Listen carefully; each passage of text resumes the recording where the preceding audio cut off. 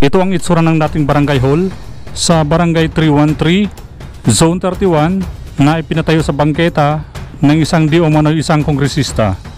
At nagkakahalaga daw ito ng tumataginting na 19 milyong piso. At pagkalipas nga ng mahigit isang buwan ay tuloy nang naglaho ang milyones na barangay hall.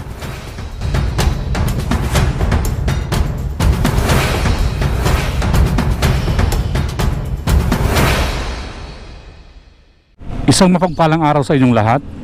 Nandito tayo ngayon sa P. Margali Street at muli nating pupuntahan yung Barangay 313, Zone 31 sa Santa Cruz, Manila. Ito nga pala yung NLEX SLEX Connector Road. Ito yung off-ramp nila. Ito yung mga nanggaling ng norte. Ayan yung papuntang Espanya Boulevard. At muli nga nating babalikan yung Barangay 313 at ating aalamin kung ano na nga ba yung kalagayan ngayon. So last update kasi natin ay ilang poste na lang yung nakatayo. Ito yung Lacson Avenue.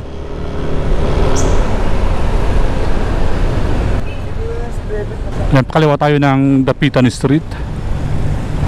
At ngayong araw ay ating masasaksihan kung ito na nga ba yung tuluyang paglaho ng nasabing barangay hall.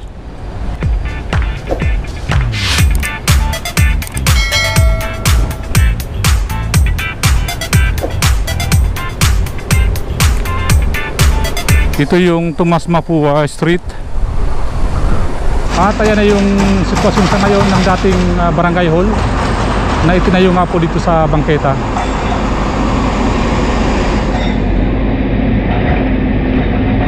So dito mayroon ditong concrete breaker at kasalukuyan nga nilang tinitibag yung iba pang mga poste na nakatayo nga po dito sa dating barangay hall. Bali ilan na lang yung poste na nakatayo dito oh. Yung nasa likurang bahagi niya sa 2, 3, 4, 5, 6 na lang yung poste sa likurang bahagi ng dating barangay hall. So dito naman sa harapang bahagi 2 na lang. Ayan. So ito yung hagdan na natitira. Ito yung paakyat ng second floor.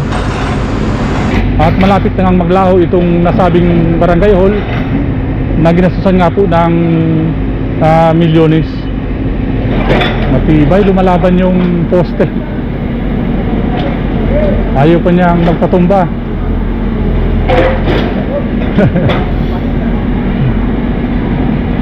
Lumalaban. Ayan o. Pero sabi ng concrete breaker, ba't lalaban ka sa akin? Mas malakas ako sa'yo. Ayan o. Ayan. At pagkatapos yan niyang mapatumba, dudurogin naman nila yung pinaka konkretong semento na nakabalot nga po dito sa mga bakal. Ayan yung mga bakal na nakuha kanina oh, sa doon sa pinatumba nilang poste.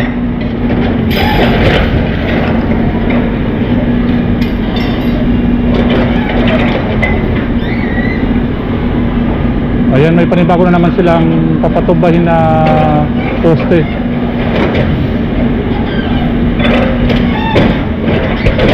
Tinatanggal muna yung mga nakakapit na yung dating dingding nitong barangay hall. Grabe oh. Isang atakan lang bagsakan yung mga dating dingding. Ayan, isa na namang poste ng dating barangay hall yung pinapatumba nila oh. At ayan na nga oh. Ayan, tuloy na pong pinatumba itong poste. So yung side na to, ayan, ubos na. So ito na lang po yung kalahati yung natitira oh. Ayan, kalahati na yung nalinis nila. Ayan, panibagong poste na naman yung binabalitan nila. Tinatanggal yung konkretong semento. So itong inumpisa naman nilang basagin ng mga poste. Itong side na lang, subali dito na lang po sa left side po natin, halos abo po po, yan o, may dingding pa. At ayan po yung mga biga, pinapatuba na po yung poste dito. Lumitaw na po yung kabuuan ng gate ng Arellano, oh. Pati yung bakal na bakod ng Arellano. Ang laki ng poste. So yan, oh. Yan. Tumba na siya. So ito na po yung sitwasyon sa ngayon ng dating barangay hall na itinayo nga po dito sa bangketa.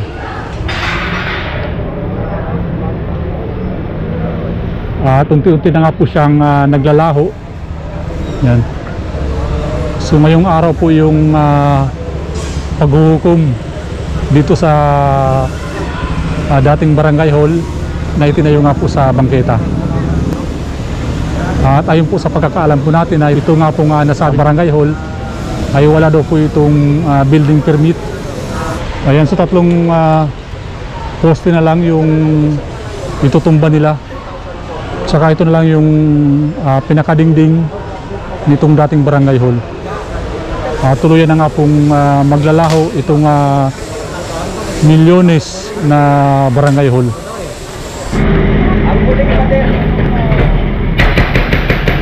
So ayan po, binabanata na po ng concrete breaker. Ito po yung isang poste. Ito po yung poste sa may hagdan dati. So kahit may mga kapiraso pa siyang dingding, ayan oh, bibigay na oh. Ayan. Ayan na oh. Grabe. Ayan. Bumulas.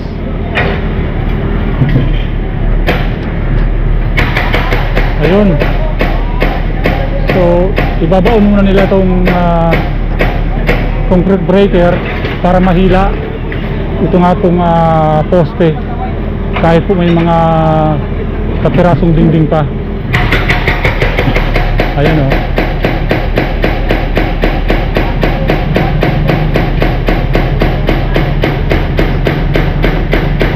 Ayun.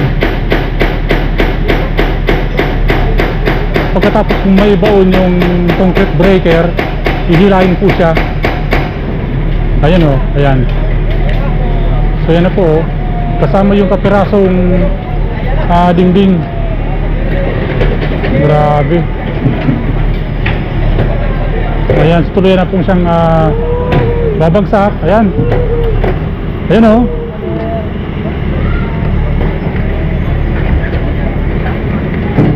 Ayan. Ayan o. Ayan, may kapiraso pa. Ayan o, nagsibagsakan na yung nandun sa may sa bakod ng Arellano High School.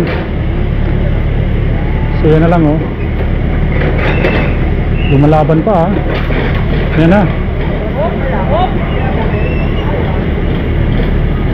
Malapit na, bibigay na yan. Bibigay na oh. Oops. Bibigay na. Hop. Yan. Kunti na lang. Ayan. So bali, dalawang poste lang po yung nakatayo po dito sa may panulukan ng Doroteo Jose. Ayan na oh. Bumagsak na. Ayan. So dalawa na lang po yung poste nakatayo.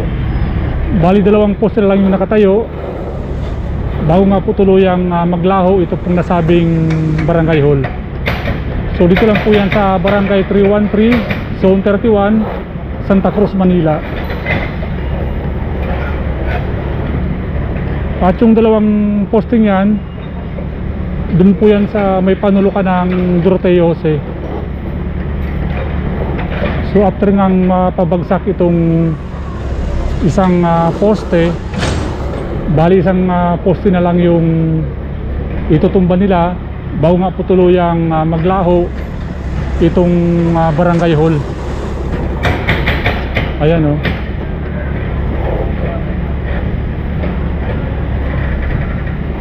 So ang ginagawa ng concrete breaker, ibinabaon niya yung pinaka bala niya, yung pinakadulo nitong concrete breaker bago nga po hatakin ito nga pong nasabing poste.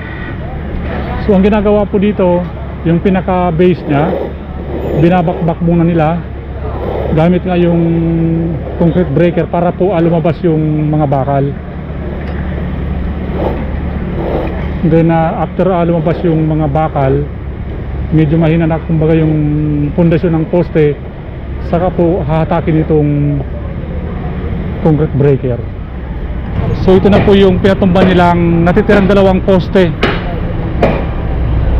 So kasalukuyan na pong dinudurog nitong concrete breaker. So bali isang poste na lang yung nakatayo. So ayan na yung Arellano High School, oh. Kitang kita na po yung kagandahan ng Arellano High School. Ayan. So shout out sa mga alumni ng Arellano High School. So ayan yung natitirang dalawang poste. So ito na yung panghuling araw niya na makita natin nakatayo itong panghuling poste nitong barangay hall. So dito lang po yan sa barangay 313 zone 31 sa Santa Cruz, Manila. Ayan, so bali hinahatak na yung panghuling poste para nga po mapatumba. So gamit po yung concrete breaker. So ito na po yung panghuling poste kung saan po tuluyan na pong maglalao ito pong nasabing barangay hall. So dito lang po yan sa barangay 313.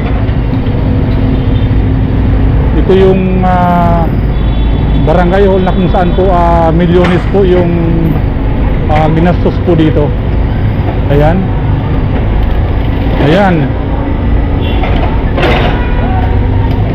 Tuloy na nga pong pinatumba. Ito yung panghuling poste ng barangay hall. So naglaho na po yung milyones na barangay hall, eh. So dito lang po yan sa Santa Cruz, Manila. Ayan, so bali yung luna nga po dito na nakatabing dito sa Arellano High School. Ayan, tinatanggal na po nila.